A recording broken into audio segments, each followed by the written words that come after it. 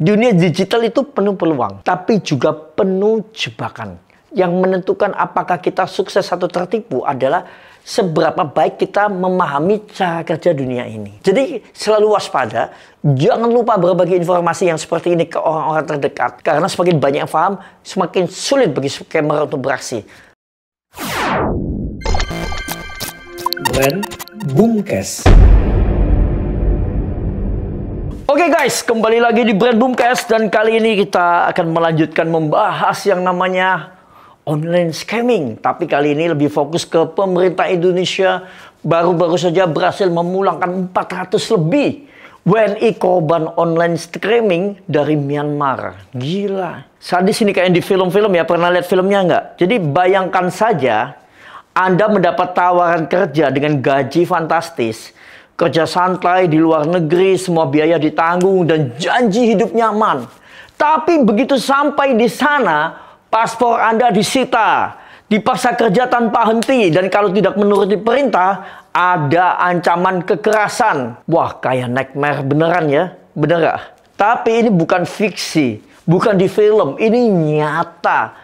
Real online scamming sindikat. Dan baru-baru ini, pemerintah Indonesia berhasil memulangkan 400 lebih yang menjadi korban. Dan pertanyaannya, bagaimana bisa ratusan orang Indonesia ini terjebak dalam jebakan ini? Apa yang membuat online scamming ini berkembang begitu pesat? Dan yang paling penting, bagaimana kita bisa melindungi diri dari penipuan digital ini? Hari ini kita membedah fenomena online scamming dari sudut pandang branding ya, psikologi dan strategi penipu yang makin canggih. Jadi kalian dengerin ini semua, ini pokoknya share ya ke teman-teman Anda supaya mereka juga dengar, jadi nanti nggak gampang-gampang ditipu ya.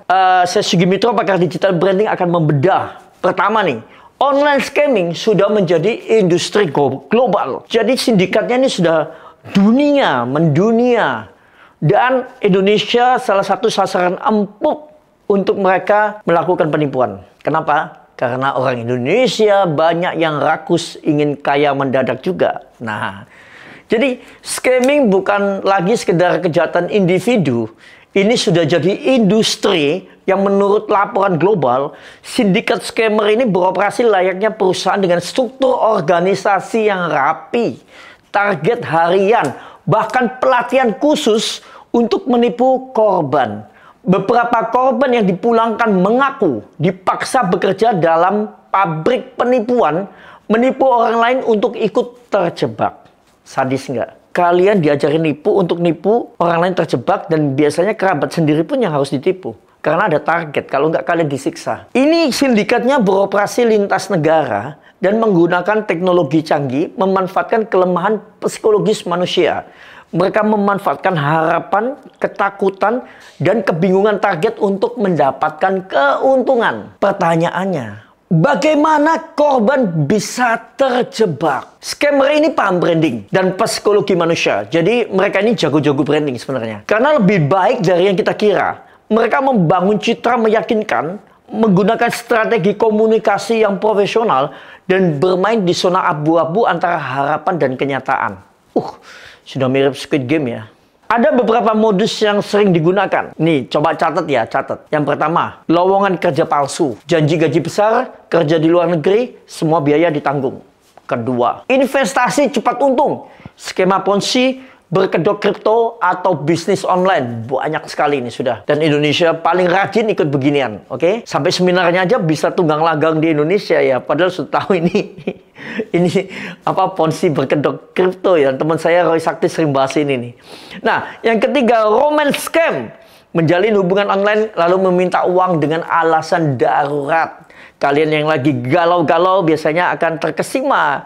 Bahkan ada yang sempat saya kemarin cerita ke saya, dia mau dikawinin sultan dari mana, dari Brunei atau apa, tolong dirahasiakan, tapi dimintain duit. Tapi ya percaya loh, gila ya, gila, sultan kok malah minta duit. Nah, yang keempat nih, fake online store. Jadi menjual barang murah tapi setelah bayar barang tidak pernah dikirim.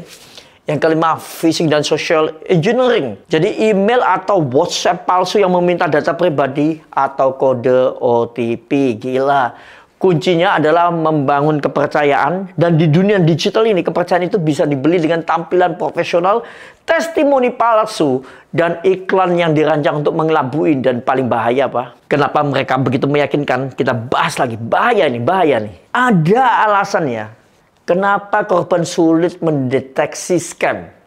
Branding mereka sangat rapi. Misalnya nih, website terlihat profesional dengan domain yang mirip aslinya. Menggunakan logo perusahaan besar supaya lebih kredibel ya.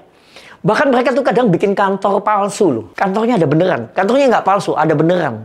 Tapi untuk hitungan bulan hilang. Memakai endorsement palsu dari selebriti atau public figure. Jadi mereka tuh benar-benar berani bayar. Dibayar mahal endorsementnya ini. Dan kemudian menggunakan iklan tertarget yang muncul di sosial media berdasarkan minat pengguna. Canggih kan? Bahkan yang cerdas pun bisa tertipu. Mereka menggunakan strategi pemasaran digital yang sama seperti brand besar. Hanya tujuannya untuk menipu. Dan yang lebih gila lagi, kenapa online scamming masih berkembang? Demand ada, supply ada. Nih, ya. Scammer cari korban yang butuh uang cepat. Nah, orang yang sedang kesulitan finansial lebih rentan percaya janji instan, termasuk judol-judol judi online. Tuh ya. Nah, kedua, hukum di negara-negara, di banyak negara, itu masih lemah dalam menangani kejahatan digital lintas batas.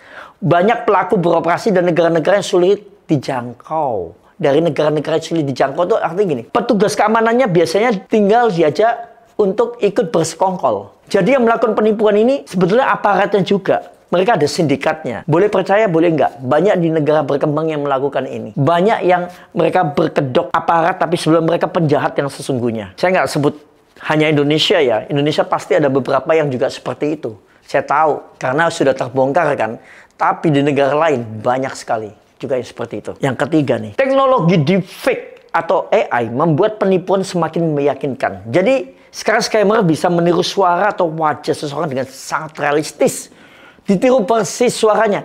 Saya pernah dapat telepon dari teman saya di Bali. Dia hampir bayar 10 juta gara-gara ada yang bilang saya telepon dia untuk melakukan transaksi sebagai influencer bersama teman-teman untuk kliniknya dia. Dan itu serentak dia melakukan di beberapa klinik. Gila, suara saya ditiru persis. Logatnya juga. Hati-hati ya. Jadi kalau kalian dengar saya telepon, belum tentu saya itu. Kalian mending jumpa saya langsung aja. Jadi bagaimana cara melindungi diri dari online scamming? Bagaimana kita terhindar dari jebakan digital ini? Termasuk ini kita sebut branding digital ya. 1. Jangan mudah tergoda tawaran kerja atau investasi yang terdengar terlalu bagus untuk jadi kenyataan. Semakin gak masuk akal, semakin kelihatan uangnya banyak, tanpa kamu bekerja, semakin mencurigakan. Nah, kedua, selalu verifikasi lowongan kerja langsung ke perusahaan. Jangan hanya percaya iklan di media sosial. Ketiga, gunakan two-factor authentication. Oke, 2FA. Di akun itu sangat penting karena mereka kalau mau membobol masih ada ya filter selanjutnya. Jangan pernah membiarkan OTP atau password ke siapapun. Jangan pernah memberikan ya. Kemudian laporkan scam ke otoritas berwenang jika menemukan identitas penipuan. Yang jelas apa? Kesadaran adalah perlindungan terbaik. Jangan biarkan diri kita atau orang terdekat jadi korban berikutnya. Kisah 400 lebih WNI yang dipulangkan ini sebenarnya hanya puncak gunung es ya. Jadi di luar sana masih banyak orang yang terjebak atau bahkan tidak menyadari bahwa mereka sedang menjadi target, bahkan menjadi pelaku tanpa sadar. Ada yang sampai saking hebatnya ya, menjadi pelaku tanpa sadar. Ini yang sering menjebak ke tawaran-tawaran kripto nggak jelas. Ini sebetulnya kalian ini adalah ya mereka itu sama. Kalau kalian ini sedang sedang menjadi kaki tangan pelaku online scamming ini. Nah, dunia digital itu penuh peluang, tapi juga penuh jebakan. Yang menentukan apakah kita sukses atau tertipu adalah seberapa baik kita memahami cara kerja dunia ini. Jadi selalu waspada, jangan lupa berbagi informasi yang seperti ini ke orang-orang terdekat. Karena semakin banyak yang paham, semakin sulit bagi scammer untuk beraksi. Segera bagikan apa yang saya bicarakan ini ke teman-teman Anda, karena ini pasti sangat berguna sekali. Di zaman era digital ini semakin banyak penipuan menggunakan teknologi dan AI. Dan kalau kalian suka dengan bahasan seperti ini, jangan lupa untuk follow, bunyikan loncengnya. Brand Boomcast, karena bukan sekedar bicara branding, saya juga akan membahas dunia digital untuk membentuk masa depan kita.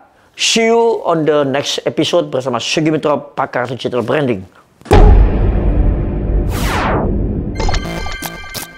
Brand Boomcast.